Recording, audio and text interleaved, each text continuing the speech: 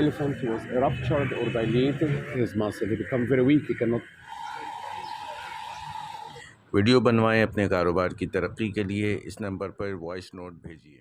تازہ ترین ویڈیوز کے لیے چینل کو سبسکرائب کر کے بیل آئیکن اور آل نوٹیفیکیشن پر کلک کریں تاکہ آپ کو ملے ہر اپڈیٹ سب سے پہلے۔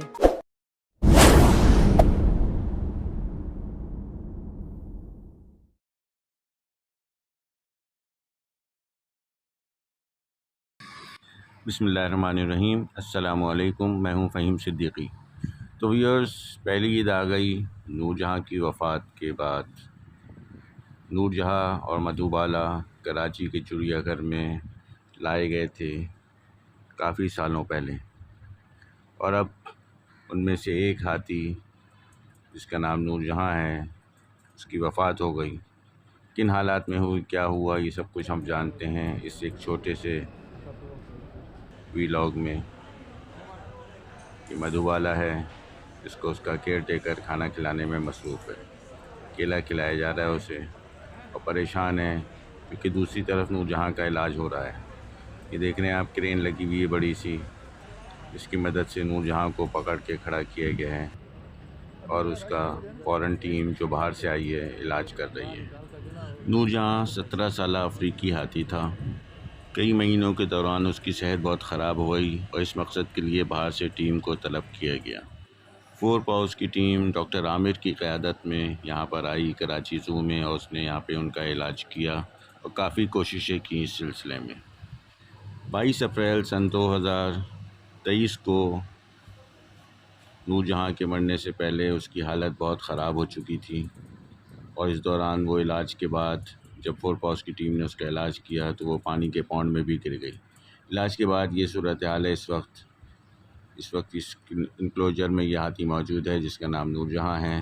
پیر بھی سیدھے نہیں رکھ سکتا۔ یہ 4 پاؤز کی ٹیم ہے جو علاج کے اگلے دن یہاں کا وزٹ کر رہی ہے کہ یہاں پہ کیا صورتحال ہے۔ یہ سامنے پونڈ نظر آ رہا ہے جس میں کچھ دنوں کے بعد یہ جا کے گر گئی پانی میں، اور اس کی وجہ سے یہ اٹھ نہیں سکی۔ اس کے بعد 4 پاؤز کی ٹیم معائنہ کر رہی ہے کہ انہوں نے جو آپریشن کیا، اس کا جو ٹریٹمنٹ کیا ہے، اس کے بعد اس کی کیسی صحت ہے۔ پانی کی مدد سے اس کو دھویا جا رہا ہے، نہلایا جا رہا ہے۔ اس کے علاوہ کریمز وغیرہ بھی لگائی جا رہی ہیں۔ یہ عملہ ہے جو کہ اسپرے بھی کر رہا ہے نور جہاں کو۔ نور جہاں کی اس بیماری کو دنیا بھر کے میڈیا نے بہت ہی کور کیا، بہت ہی اس کو زبردست طریقے سے ہائی لائٹ کیا۔ مدھوبالا اس وقت زو میں موجود ہے، اور پانی کا ٹینک دیکھ رہے ہیں آپ، خالی پڑا ہوا ہے، شدید گرمی ہے، پانی بھی دستیاب نہیں۔ آئیے ڈاکٹر عامر کی باتیں سنتے ہیں کچھ کہ وہ کیا کہہ رہے ہیں۔ Here now is third day. Before yesterday, we examined the elephant. And yesterday, we was successful. We ended in a successful way. We were able to make ultrasound to the elephant and other examination. We were able to see where is the problem. So the good news that Noor Jahan has no fracture at the joint or in the knee, but you find that the elephant had a big trauma. The elephant had bleeding before in the last 2-3 months, had a big hematoma inside. This created, in fact, also the pelvic membrane of the elephant was ruptured or dilated, where some organs moved from the place. So the elephant had problem with the intestine, a lot of gases inside the intestine. The path of the urethra is very narrow. The reason the elephant have also big problem with urination. So the elephant, he is a very sick elephant. But also we find that with what we saw yesterday and today, the elephant have a big chance. He's young, 17 years old, and there is faith. If we follow the requirement, the medication and the physical treatment, this will be a big chance. The elephant can live for the next 20 years. So Noor Jahan deserve a better life, and we agree with the authorities that when she is fit and is able to walk again, the elephant will move to other species of Rabiat fleas. What do you see? How much time do you see that the elephant would be recovered completely? The most important thing is the muscle of the elephant. Lost his muscle. He become very weak. He have a lot of pain. So the most important thing is the physical treatment besides the medication. The elephant have to move on a regular day. The diet must change, must have improved diet, because He cannot eat banana. He has problem with a lot of gas in his intestine. So really, a lot of things have to be done here. We started today to give requirement.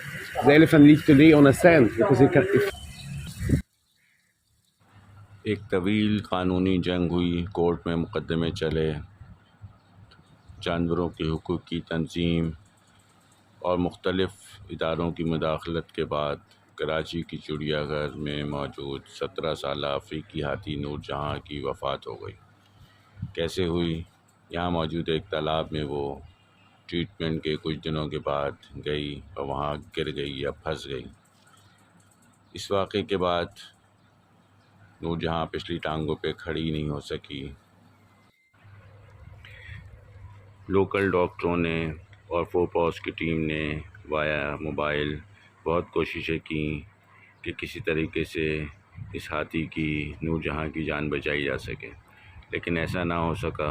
بالآخر عید کے دنوں میں، جو پچھلی چھوٹی عید تھی، عید الفطر، نور جہاں اس دنیا سے رخصت ہو گئی۔ بنیادی طور پہ ہاتھی کو جو گٹھیا سمیت کئی امراض تھے اور اس پونڈ میں گرنے کے بعد صدمے کی وجہ سے بھی وہ کھڑا ہونے سے قاصر رہا۔ رمضان کے بالکل آخری دنوں میں یہ افطار کے وقت کے واقعات ہیں۔ مغرب ہو چکی ہے اور سارا عملہ یہاں موجود ہے اور کسی بھی طرح سے اس ہاتھی کو ٹھیک کرنے کی کوششیں کی جا رہی ہیں۔ یہ ہاتھی نور جہاں 2009 میں تنزانیہ سے پاکستان لائے گئے تھے، ان میں سے ایک ہاتھی تھا یہ۔ اس طرح سے 2 ہاتھی کراچی زو میں اور 2 ہاتھی سفاری پارک میں منتقل کیے گئے۔ مٹی کے ڈھیر پہ پڑی ہوئی نور جہاں، جس کو ٹھیک کرنے کی کوششیں زو کی انتظامیہ کر رہی ہے، لیکن ظاہر ہے تھک چکے ہیں، وہ بھی پوری کوشش کر رہے ہیں کہ کسی طرح سے اس کی سروائیول کی کوشش کی جا سکے، لوگوں کچھ کھا پی سکے، لیکن اب بہت دیر ہو چکی ہے۔ فورپوس کی ٹیم کی نگرانی میں کراچی میں زو کی ٹیم کے لوگ اپنی کوششیں جاری رکھے ہوئے ہیں، لیکن بہت دیر ہو چکی ہے۔ جیسے کہ آپ دیکھ رہے ہیں، ہاتھی میں بالکل بھی حرکت نہیں ہے کسی بھی قسم کی، کم از کم ابھی تک۔ ٹریٹمنٹ بہرحال جاری ہے، کوششیں ہو رہی ہیں، ڈرپ کو ہاتھ میں لیے کھڑے ہوئے ہیں، چونکہ ظاہر ہے اکوپمنٹ ہی نہیں ہے۔ نہ صرف اکوپمنٹ نہیں ہے بلکہ ڈاکٹر بھی نہیں ہے۔ اس ہاتھی کے علاج کے لیے باہر سے ڈاکٹر، فیمیل ڈاکٹر بلائی گئی، جو کہ اس کا علاج کر رہی ہے فورپوس کی ٹیم کی سربراہی میں۔ اس کے علاوہ یہاں پہ کوئی سامان نہیں ہے، کوئی لائٹیں نہیں ہیں، کچھ نہیں ہے۔ موبائل کی روشنی میں کام کرنے کی کوششیں کی جا رہی ہیں۔ تو اب اس حالات میں کس طریقے سے سروائیول ممکن ہے، یہ آپ سب خود ہی اندازہ کر لیں اور ضرور کمنٹس میں بتائیے۔ گزشتہ کچھ کہانی ہم بیان کریں۔ نومبر 2021 میں یہاں پر فورپوس کی ٹیم آئی تھی، ماہرین ان کے آئے تھے اور انہوں نے بتایا تھا کہ اس کو شدید انفیکشن ہے دانتوں کا اور اس کو سرجری کی ضرورت ہے۔ کورٹ میں بھی کیسز چلے اور پھر وہاں سے اجازت دی گئی کہ اس کا علاج کیا جائے، لیکن علاج یہ ہوا کہ اب اس حال میں نور جہاں مٹی کے ڈھیر پہ پڑی ہوئی ہے، کیونکہ جیسے کہ میں نے بتایا کہ کراچی زو میں تو ہاسپٹل ہی نہیں ہے، تو علاج کہاں سے ہوگا؟ اتنے ڈھیر سارے جانوروں کو رکھا ہوا ہے، لیکن ان کے ٹریٹمنٹ کے لیے نہ ڈاکٹر ہے اور نہ ہی یہاں پر کوئی مستند عملہ ہے اور نہ ہی یہاں پہ ہسپتال ہے۔ اگلے دن کی صورتحال آپ دیکھ رہے ہیں، نور جہاں مٹی کے ڈھیر پہ موجود ہے اور ایک زو کیپر پانی ڈال رہا ہے۔ شامیانہ لگا دیا گیا، یہ ایک کام ہوا یہاں پر۔ کسی حد تک ہاتھی ہلنے کی کوشش کرتا ہے تو ایک مشین کی مدد سے اس کو دوسری کروٹ دلائی جاتی ہے، چونکہ یہ خود سے کروٹ نہیں لے سکتا۔ آنکھیں آپ کے سامنے ہیں، بہت ہی ہلکی ہلکی کھلی ہوئی ہیں، جگہ جگہ دھبے لگے ہوئے ہیں، ہڈیاں نظر آنی شروع ہو چکی ہیں۔ گزرتے وقت کے ساتھ ساتھ نور جہاں میں کمزوری بھی بڑھتی چلی جا رہی ہے۔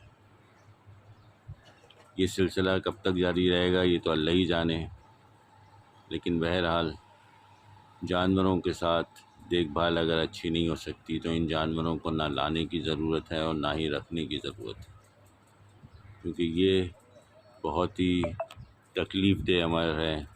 مکھیاں بیٹھ رہی ہیں زخموں پر، کھال جگہ جگہ سے چھلی ہوئی ہے۔ بہتر انتظامات کیے بغیر جانوروں کو لانا ہی نہیں چاہیے۔